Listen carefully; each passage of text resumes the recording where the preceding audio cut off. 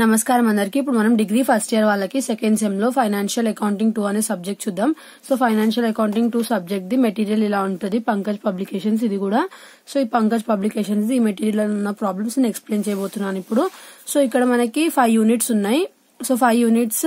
First unit ఏమో bills of exchange, second unit consignment accounts, third unit joint venture accounts, fourth unit accounts from incomplete records అంటే దీన్ని single entry కూడా అంటారు. Next accounts for non profit organization. So ఇవి మనకి 5 lessons. ఇందులో financial accounting 2 అనే subject లో ఇది సెమ్ 2 లో మనకి అకౌంట్స్ టైప్ ఉంటుంది. సో ఇప్పుడు నేను ఇందులో ఫస్ట్ యూనిట్ అనేది ఎక్స్ప్లెయిన్ చేయబోతున్నాను. So bills of exchange the first definition అంటే ఏంటిది? A bill of exchange is an instrument in writing containing an unconditional order signed by the maker directing a certain person to pay certain sum of amount only to or to the order of a certain person to the bearer of the instrument. So bill of exchange అంటే ఏంటిదంట? మనకి ఇక్కడ ఇదొక instrument అంట. ఎలా ఉంటదంటే ఇది రాసి ఉంటదంట ఇది. సో ఇది ఏమవుతుందంటే ఎవరైతే ఈ బిల్ తయారు చేస్తున్నారో ఆ పర్సన్ ఏం చేస్తాడంట, సిగ్నేచర్ కూడా చేస్తాడంట దాని మీద.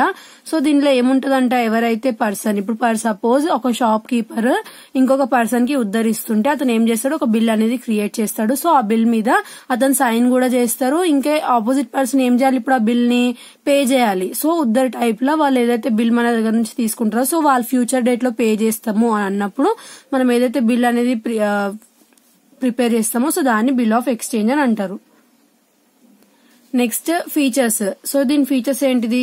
ఏ bill of exchange must be in writing. So ఇది ఎలా ఉండాలంట, మనకి రిటర్న్ ఫామ్ లోనే ఉండాలంట. ఏంటిది బిల్ ఆఫ్ ఎక్స్చేంజ్ అనేది? It is an order to make payment. So ఇది ఏంటిదంట, ఒక ఆర్డర్ అంట. దేనికి? ఆపోజిట్ పర్సన్ ఎవరైతే మన దగ్గర గూడ్స్ క్రెడిట్ మీద కొంటున్నారో సో వాళ్ళకి మనకి డబ్బులు పే చేయమని చెప్పి, సో మేక్ పేమెంట్ అంటే మనకి డబ్బులు కట్టాలని చెప్పి ఇది ఏంటిదంట, ఒక ఆర్డర్ అంట. ఏంటిది? బిల్ ఆఫ్ ఎక్స్చేంజ్ అనేది. The order to make payment is unconditional. So ఇది ఎలా ఉంటదంట, అన్కండిషనల్ గా ఉంటదంట. The maker of the bill of exchange must sign it. So ఎవరైతే ఆ బిల్ ని ప్రిపేర్ చేస్తున్నారో ఆ పర్సన్ కంపల్సరీగా దాని మీద సిగ్నేచర్ అనేది ఉండాలంట. The payment to be made must be certain. So ఏదైతే పేమెంట్ అతను చేస్తాడో ఆపోజిట్ పర్సన్ ఆ షాప్ కీపర్ కి సో అది ఎలా ఉండాలంట, సర్టెన్ గా ఉండాలంట. The data on which payment is made must also be certain. So ఏదైతే డేట్ రోజు పేమెంట్ అనేది జరుగుతుందో అది కూడా ఎలా ఉండాలంట, సర్టెన్ గా ఉండాలంట. Next bill of exchange must B payable to a certain person. So ఇది కూడా ఒక సర్టన్ పర్సన్ కి పే చేయాలంట. ఇప్పుడు ఎవరైతే ఉద్దరు తీసుకుందో అతను వచ్చి షాప్ కీపర్ కి పే చేయాలి, కానీ షాప్ కీపర్ ఫ్యామిలీ మెంబర్స్ కి అలా పే చేయలేరు కదా. సో ఒక సర్టన్ పర్సన్ కి పే చేయాలి. Next the amount mention in the bill of exchange is payable either on demand or on the expiry of the fixed period of time. ఇప్పుడు ఒక shopkeeper దగ్గర A అనే ఒక shopkeeper ఉన్నాడు. So shopkeeper ఏం చేస్తున్నారు, B అనే person కి కస్టమర్ కి ఏం చేసినారు, క్రెడిట్ మీద గూడ్స్ అనేటివి సేల్ చేసినారు. క్రెడిట్ సేల్స్ చేసిండ్రు ఎవరు, ఏ. సో క్రెడిట్ సేల్స్ చేసినప్పుడు బిల్ ఏం చేసినారు, బిల్ ఆఫ్ ఎక్స్చేంజ్ ని ప్రిపేర్ చేసినారు. దాని మీద సైన్ కూడా చేసినారు. సైన్ ఎవరు, ఏ చేసినారు. సో చేసిన తర్వాత ఈ ఎవరైతే బి ఉన్నారో అతను ఈ బిల్ ఏదైతే పర్టికులర్ డేట్ పర్ సపోజ్ ఒక డేట్ ఏదైనా ఫిక్స్డ్ డేట్ ఉందనుకోండి, ఆ డేట్ వరకు ఇతను పే చేయొచ్చు. లేదంటే ఏ అతన్ని డిమాండ్ చేసి మరి అతని దగ్గర నుంచి డబ్బులు అనేది తీసుకోవచ్చు. నువ్వు పే చేయట్లే కదా, కట్టు అని చెప్పి వెళ్ళి అతన్ని డిమాండ్ చేయొచ్చు. ఎవరు, ఏ అనే షాప్ కీపర్ కస్టమర్ ని. Next it must be stamped as per the requirement of law. So ఈ ఏదైతే బిల్ ఆఫ్ ఎక్స్చేంజ్ ఉందో అది ఏమై ఉండాలంట, లా ప్రకారం దాని మీద స్టాంప్స్ అన్ని కూడా ఉండాలంట. సో అప్పుడే ఒక ప్రాపర్ బిల్ ఆఫ్ ఎక్స్చేంజ్ అనేది ఫామ్ అవుతుంది. సో ఇవి మనకి features bill of exchange. Next parties. So bill of exchange లో ఎవరెవరు పార్టీస్ అంటే ఎవరెవరు ఇన్వాల్వ్ అయి ఉంటారు, ఎలాంటి వాళ్ళు ఇన్వాల్వ్ అయి ఉంటారు. So first drawer. So drawer అంటే ఎవరు? The drawer is the maker of the bill of exchange. So ఇవి మనకి ఇంపార్టెంట్ టర్మ్స్ అన్నమాట. బిల్ ఆఫ్ ఎక్స్చేంజ్ లో మనకి జనరల్ ఎంట్రీస్ ఉంటాయి. సో మనకి ఇవి అర్థమవుతున్నాయి. ఆ జనరల్ ఎంట్రీస్ మనం ఈజీగా రాయొచ్చు. సో మనకి డ్రావర్ అంటే ఎవరు, మనకి ఇక్కడ ఎవరైతే మేకర్ బిల్ ఆఫ్ ఎక్స్చేంజ్ ని తయారు చేస్తున్న పర్సన్. సో ప్రస్తుతానికి మనం షాప్ కీపర్ అని అనుకుందాం ఇతన్ని. సో దట్ మనకు ప్రాబ్లమ్స్ చేసేటప్పుడు ఈజీగా ఐడెంటిఫై చేయొచ్చు కాబట్టి. The bill is signed by the drawer. So ఎవరు తయారు చేస్తారో అతను సైన్ చేయాలి కదా, సో అతను సైన్ చేస్తారు. Next A creditor who is entitled to receive payment from the debtor can draw bill of exchange.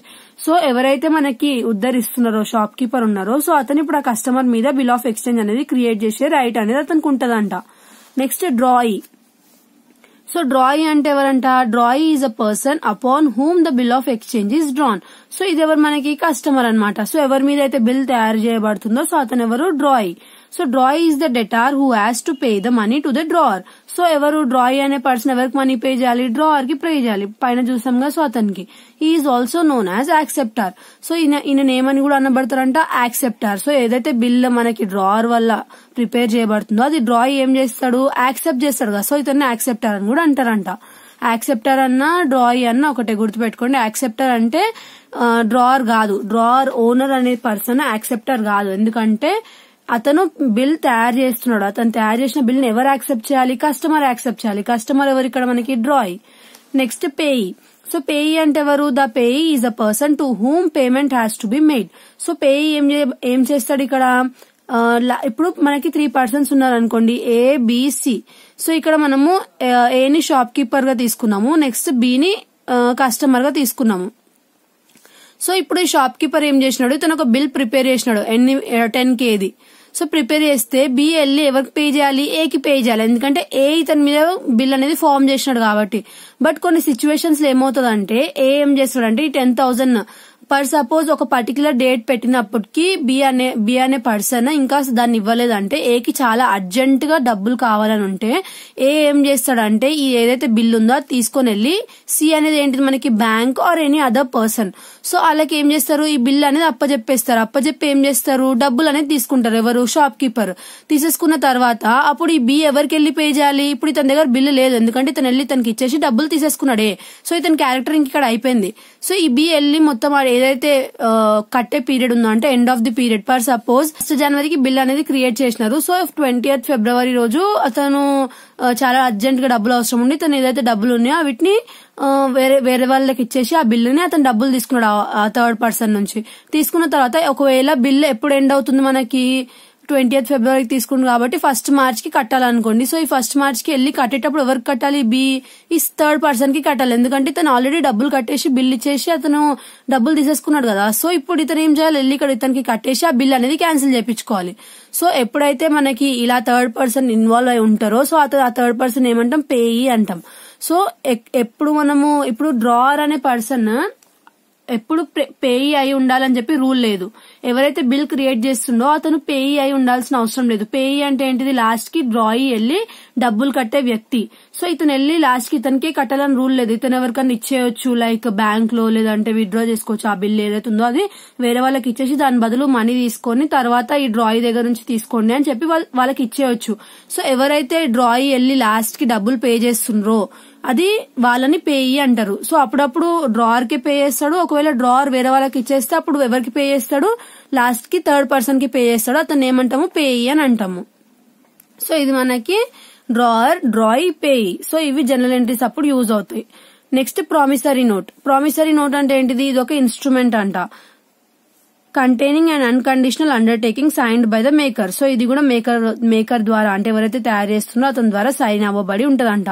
To pay a certain sum of money. So కొంచెం amount of money pay చేయాలని చెప్పి ఒక certain person అని చెప్పి దాని మీద రాసి ఉంటదంట.